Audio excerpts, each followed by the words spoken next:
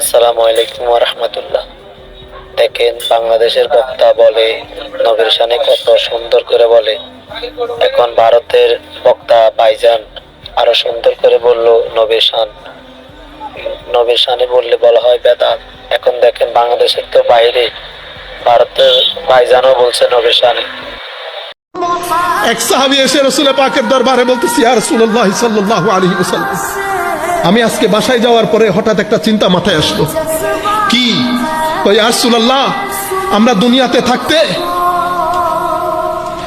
যখন ইচ্ছে করে আপনার দরবারে চলে আসি, যখন ইচ্ছে করে আপনার দরবারে আপনার জিয়ারত নসিব হয়, ইয়া রাসূলুল্লাহ, আপনার চেহারা দেখতে পাই।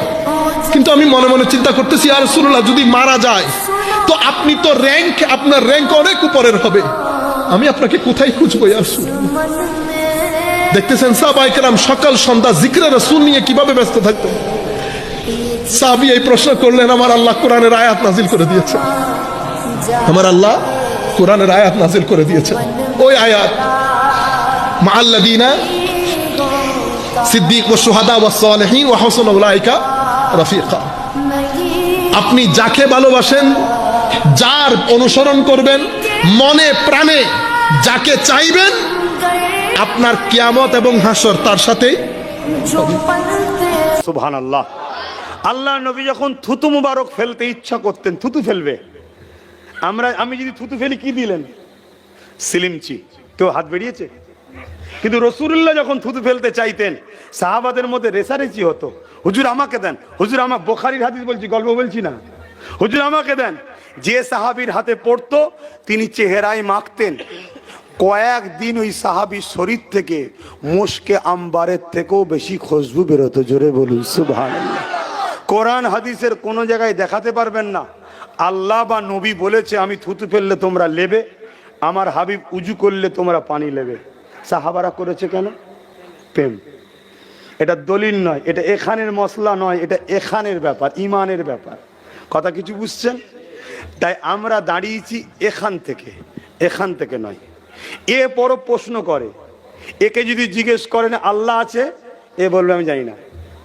জিজ্ঞেস করুন কেন? এ সঙ্গে সঙ্গে চোখকে বলবে, এই চোখ তুই দেখেছিস? এর চোখ ছাড়া চলতে পারে না, এই চোখ দেখে চাল লাগে। চোখ বলবে না আমি দেখিনি তো, এ তখন বলবে আমি জানি না। অমনি এ হাতকে বলবে, এ হাত তুই ধরেছিস? এ আল্লাহকে ধরেছেন কেউ? হাত বলবে না তো আমি স্পর্শ করিনি তো, এ বলবে আমি জানি না। সঙ্গে সঙ্গে বলবে নাক, কে নাক তুই ঘ্রাণ পেয়েছিস কেমন? নাক কি বলবে? আল্লাহর খুশবু পান আপনারা? নাক বলবে না, তখন এ বলবে আমি জানি না। সঙ্গে সঙ্গে জিভকে বলবে টেস্ট পেয়েছিস, টেস্ট কেমন? এ বলবে না। চাকি, আল্লাহকে চাকা যায়? নওজুবিল্লাহ। তখন বের বলবে ভাই আমি যে পঞ্চ ইন্দ্রিয়ের ওপরে নির্ভর করি, তারা কেউ সিগন্যাল দিচ্ছে না, আল্লাহ আমি মানি না। এ বলবে, শুনছেন না শোনেন না? একে জিজ্ঞেস করুন, এ আল্লাহ জানিস, আল্লাহ মানিস? এ বলবে আল্লাহর জন্য তো সবকিছু কুরবান। জোরে বলুন সুবহানাল্লাহ।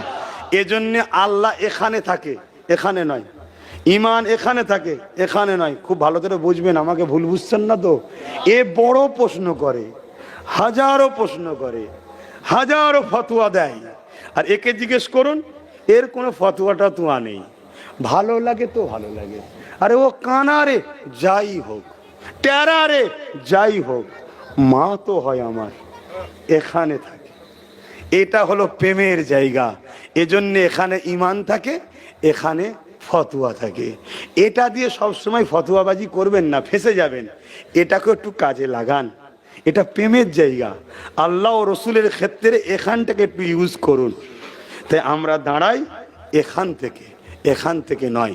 তাই মশলা যারা ফতোয়া দেয়, ফতোয়া চলবে না, কেন এটা এখানের ব্যাপার, এখানের ব্যাপারই তো নয়।